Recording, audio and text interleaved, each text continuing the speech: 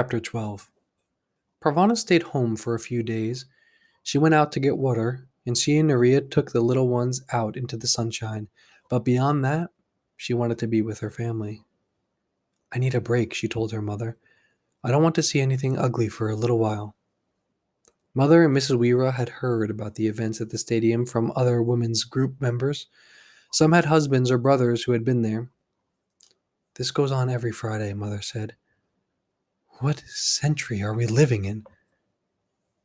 Will Father be taken there? Pravina wanted to ask, but she didn't.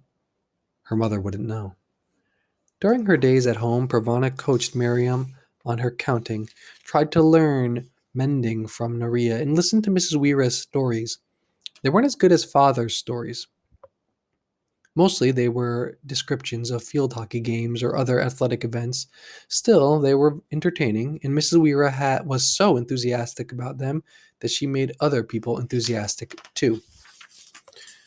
No one said anything to Pravana when the bread ran out, but she got up and went to work that day anyway. Some things just had to be taken care of. I'm glad you're back, Shazia said when she saw Pravana in the market. I missed you. Where were you? I didn't feel like working, Pravana replied. I wanted some quiet days. I wouldn't mind some of those, but it's noisier in my home than it is out here. Is your family still arguing? Shazia nodded. My father's parents never really liked my mother anyway. Now they depend on her. It makes them grumpy. Mother's grumpy because we have to live with them since there's no place else to go. So everyone is grumpy. If they're not actually arguing, they sit and glare at each other.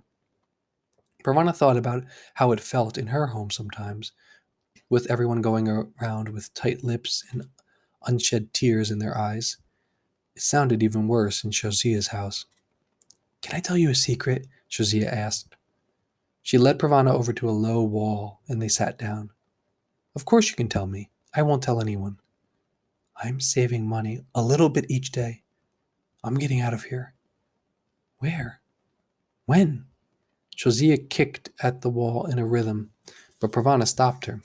She'd seen the Taliban hit a child for banging on an old board like it was a drum. The Taliban hated music. I'll stay until next spring, Shazia said. I'll have a lot of money saved by then, and it's better not to travel in the winter. Do you think we'll still have to be boys in the spring? That's a long time from now. I want to still be a boy then, Shazia insisted. If I turn back into a girl, I'll be stuck at home. I couldn't stand that. Where will you go? France. I'll get on a boat and go to France. Why France? Shozia's face brightened. In every picture I've seen of France, the sun is shining, people are smiling, and flowers are blooming. France people must have bad days too, but I don't think that their bad days can be very bad. Not bad like here. In one picture, I saw a whole field of purple flowers. That's where I want to go. I want to walk into that field and sit down in the middle of it and not think about anything. Parvana struggled to remember her map of the world.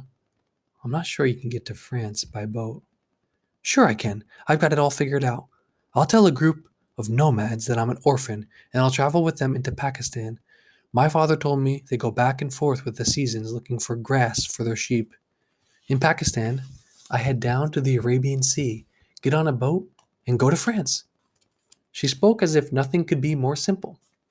The first boat I get on might not go directly to France, but at least I'll get away from here. Everything will be easy once I get away from here. You'll go by yourself? Pravana couldn't imagine undertaking such a journey on her own. Who will notice one little orphan boy? Shazia replied. No one will pay attention to me. I just hope I haven't left it too late. What do you mean? I'm starting to grow. Her voice dropped almost to a whisper. My shape is changing. If it changes too much, I'll turn back into a girl, and then I'll be stuck here. You don't think I'll grow too fast, do you? Maybe I should leave before the spring. I don't want things to pop out of me, and all of a sudden... Ravana did not want Shazia to leave, but she tried to be honest with her friend. I can't remember how it happened with Naria, Mostly I watched her hair grow, but I don't think growing happens all of a sudden. I'd say you'd have time. Josiah started to kick the building again. Then she stood up so she wouldn't be tempted. That's what I'm counting on. You'll leave your family? How will they eat? I can't help that. Josiah's voice rose and caught as she tried not to cry. I just have to get them. I just have to get out of here. I know that makes me a bad person, but what else can I do? I'll die if I have to stay here. Pravana remembered arguments between her father and mother. Her mother insisting they leave Afghanistan, her father insisting they stay. For the first time, Pravana wondered why her mother didn't just leave. In an instant, she answered her own question. She couldn't sneak away with 4 children to take care of. I just want to be an ordinary kid again, Pravana said. I want to sit in a classroom and go home and eat food that someone else has worked for. I want my father to be around. I just want a normal, boring life. I don't think I could ever sit in a classroom again, Josiah said. Not after all this. She adjusted her tray of cigarettes. You'll keep my secret? Pravana nodded. Do you want to come with me? Josiah asked. We could look after each other. I don't know. She could leave Afghanistan, but could she leave her family? She didn't think so. I have a secret too, she said. She reached into her pocket and pulled out the little gift she'd received from the woman at the window. She told Josiah where they had come from. Wow, Josiah said. That's a real mystery. I wonder who she could be. Maybe she's a princess. Maybe we can save her, Pravana said. She saw herself climbing up the wall, smashing the painted-over window with her bare fist, and helping the princess down to the ground. The princess would be wearing silk and jewels. Pravana would swing her up onto the back of a fast horse, and they'd ride through Kabul in a cloud of dust.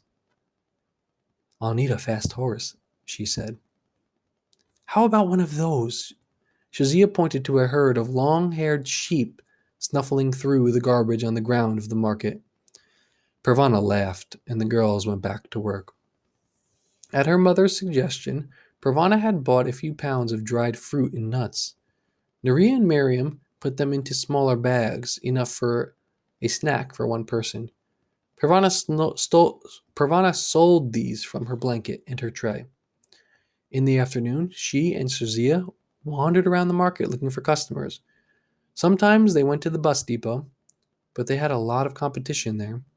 Many boys were trying to sell things. They would run right up to someone and stand in the person's way saying, Buy my gum, buy my fruit, buy my cigarettes. Pravana and Shazia were too shy for that. They preferred to wait for customers to notice them. Pravana was tired. She wanted to sit in a classroom and be bored by a geography lesson. She wanted to be with her friends and talk about homework and games and what to do on school holidays. She didn't want to know anymore about death or blood or pain. The marketplace ceased to be interesting. She no longer laughed when a man got into an argument with a stubborn donkey. She was no longer interested in the snippets of conversations she heard from people strolling by. Everywhere there were people who were hungry and sick. Women in burqas sat on the pavement and begged, their babies stretched across their laps. And there was no end to it. This wasn't a summer vacation that would end, and the life would get this wasn't a summer vacation that would end and then life would get back to normal. This was normal, and Pravana was tired of it. Summer had come to Kabul. Flowers pushed up out of the ground, not caring about the Taliban or landmines, and actually bloomed, just as they did in peacetime. Pravana's home, with its little window, grew very hot during the long June days, and the little ones were cranky at night with the heat. Even Miriam lost her good humor and whined along with the 2 youngest children. Pravana was glad to be able to leave in the morning. Summer brought fruit into Kabul from the fertile valleys, those that had not been bombed into extinction. Pravana brought treats home for her family on the days she made a bit more money. They had peaches one week, plums the next. The clear mountain passes brought traders from all over Afghanistan into Kabul. from her blanket in the marketplace, and when she walked around selling cigarettes with Shazia, Pravana saw tribal peoples from Bamiyan, from the Rajasthan desert region near Kandahar, and from Wakhan corridor near China. Sometimes these men would stop and buy dried fruits or cigarettes from her.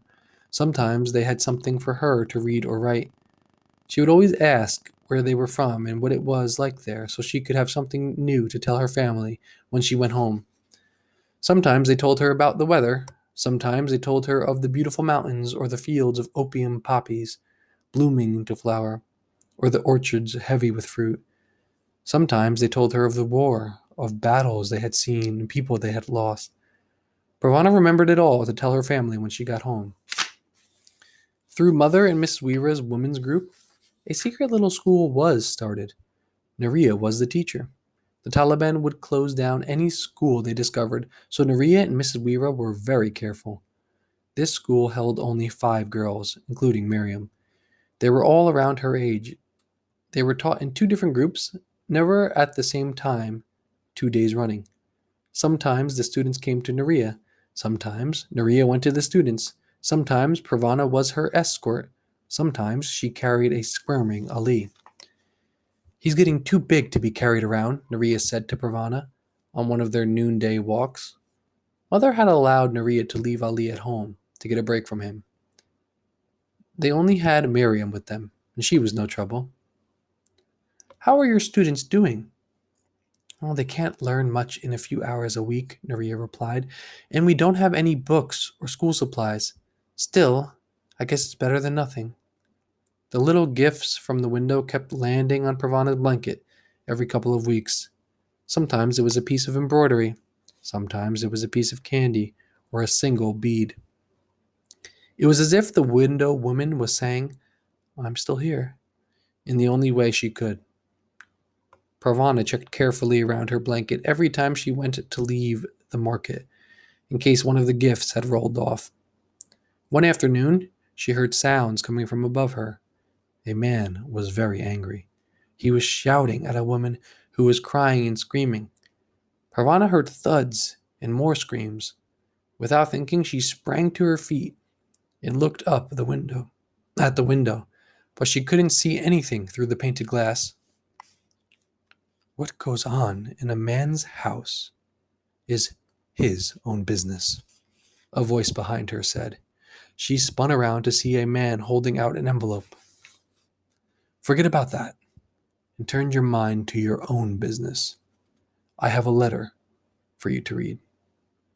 She was planning to tell her family about the whole incident that night, but she didn't get the chance.